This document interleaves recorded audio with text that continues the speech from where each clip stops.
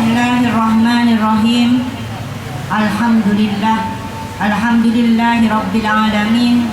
Wassalatu wassalamu ala rasulil mubin wa ala alihi at-tayyibin at-tahirin wa ashabihi al-muntajabin. Rabbi shrah li sadri wa yassir li amri wahlul 'uqdatam min lisani yafqahu qawli. Amma ba'd. Assalamualaikum warahmatullahi wabarakatuh. Sekali lagi ya Bu. Assalamualaikum warahmatullahi wabarakatuh.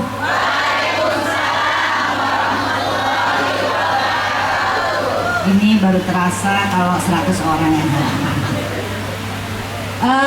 Alhamdulillah, puja dan puji syukur kepada Allah Subhanahu wa Ta'ala. Salawat dan salam tetap tercurahkan pada junjungan kita Nabi besar Muhammad Sallallahu Alaihi Wasallam dan keluarganya. Salam kepada yang mulia Sayyidah Fatimah Az-Zahra. Assalamualaikum ya binta Rasulillah. Assalamualaikum ya maulati ya Fatimah Az-Zahra. Assalamualaikum ya binta Habibillah. Ibu-ibu sekalian yang saya hormati, dan yang saya hormati juga Bapak Mufti Ali, Ketua Yayasan Al-Muntadhor. Yang saya hormati ada beberapa bapak-bapak yang hadir. Yang saya hormati para ustadzat, yang saya hormati para undangan sekalian yang sudah berpanas-panasan hari ini. Insya Allah keringat yang menjadi cucuran hari ini akan menjadikan bukti untuk kita semua bahwa kita hadir untuk memperingati Sayyidah Fatimah Az-Zahra. Ibu-ibu sekalian, saya izin untuk duduk sebentar lagi ya.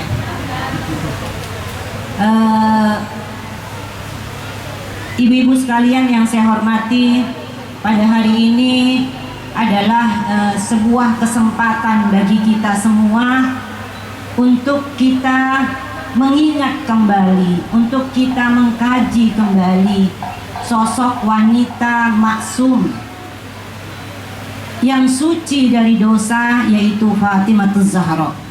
Sayyidah Fatimah Az-Zahra adalah putri tercinta Rasulullah Sallallahu Alaihi Wasallam. Beliau adalah ibunda dari para imam al-maksum, yang mana para imam yang suci dari dosa-dosa.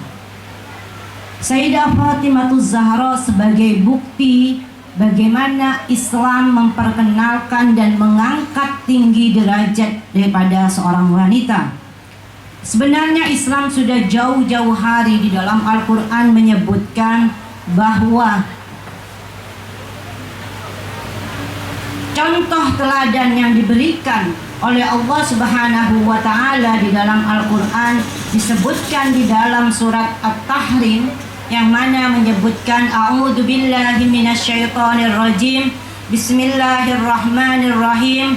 Wa daraballahu masalan lil ladzina amanu imra'ata fir'aun id qalat rabbi ibni li indaka baitan fil jannah wa najjini min fir'aun wa amalihi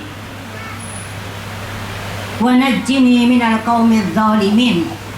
Di dalam ayat lain disebutkan juga pada surat At-Tahrim yang sama, a'udzu billahi minasyaitonir rajim.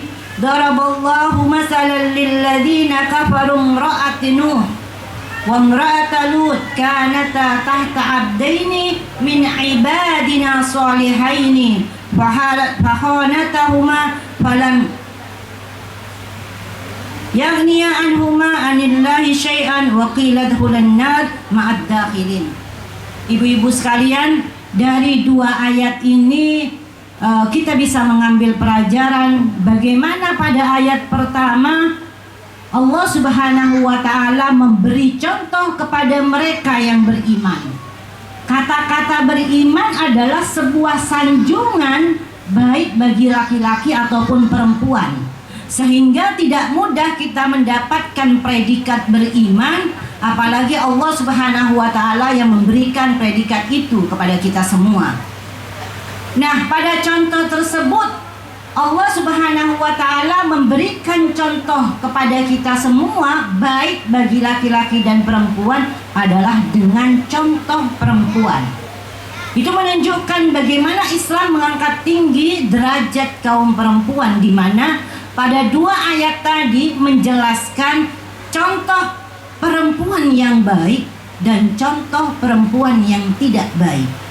Pada contoh perempuan yang baik dengan kondisi yang tidak baik adalah contoh daripada Imra'at Fir'aun, yaitu istrinya Fir'aun.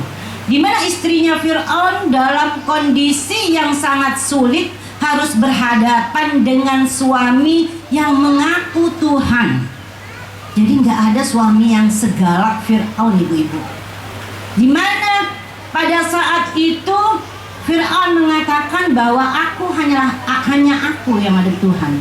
Dan saat itu istri daripada Fir'aun dalam kondisi yang beriman, dan beliau ketika itu pun harus mengambil seorang anak laki-laki, di mana anak laki-laki itu yang Fir'aun saat itu memberikan pengumuman bagi siapapun yang memiliki anak laki-laki akan dibunuh, karena anak laki-laki itu akan menggoncangkan kekuasaannya.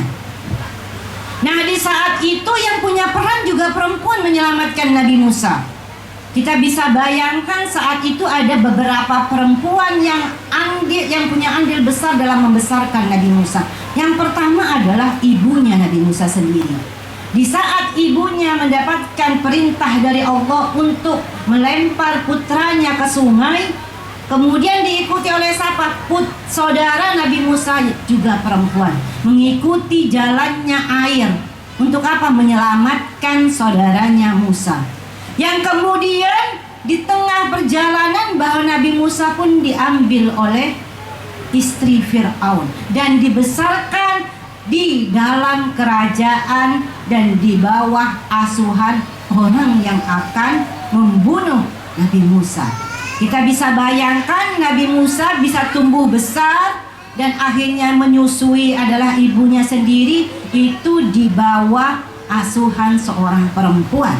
Nah, semua dalam andil membesarkan seorang nabi itu adalah peran perempuan. Kita bisa bayangkan bahwa pendidikan sudah diatur di dalam Al-Quran dengan mencontohkan adalah para pendidik Nabi Musa. Di satu sisi, istri Fir'aun tidak meminta apa-apa, ibu-ibu. Istri Fir'aun hanya meminta kepada Allah, "Ya Allah, berilah aku di sisimu indaka baitan fil jannah."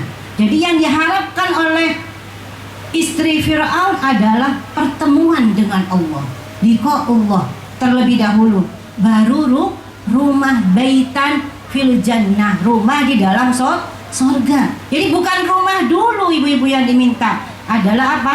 Rumah bertemu dengan Allah, kemudian baitan fil jannah. Kemudian yang diminta lagi oleh Asia adalah wanajjini, dan selamatkan aku dari perbuatan Fir'aun. Jadi bukan dari Fir'aunnya diminta diselamatkan, dari perbuatannya Fir'aun. Kenapa ibu-ibu? Karena perbuatan Fir'aun itu ada sampai sekarang. Tapi kalau Fir'aunnya masih ada gak, Bu? Gak ada. Tapi kalau perbuatan seperti Fir'aun itu ada sampai sekarang.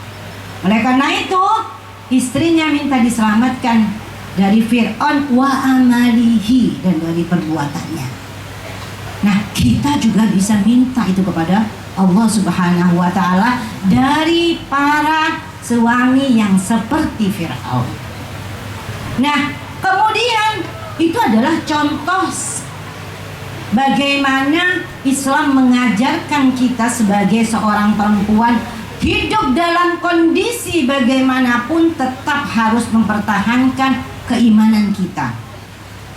Kondisi keluarga kita yang tidak baik jangan menyebabkan keimanan kita bisa berubah. Tapi kondisi apapun justru menjadikan kita seorang istri harus tambah menguatkan keimanan. Kenapa? Karena kita membawa anak-anak kita, karena kita akan mendidik anak-anak kita. Kalau kita kalah dengan kondisi yang ada, maka akan semuanya menjadi hancur. Itu adalah satu contoh teladan yang diberikan oleh Al-Quran kepada kita. Di satu sisi Al-Quran pun memberikan contoh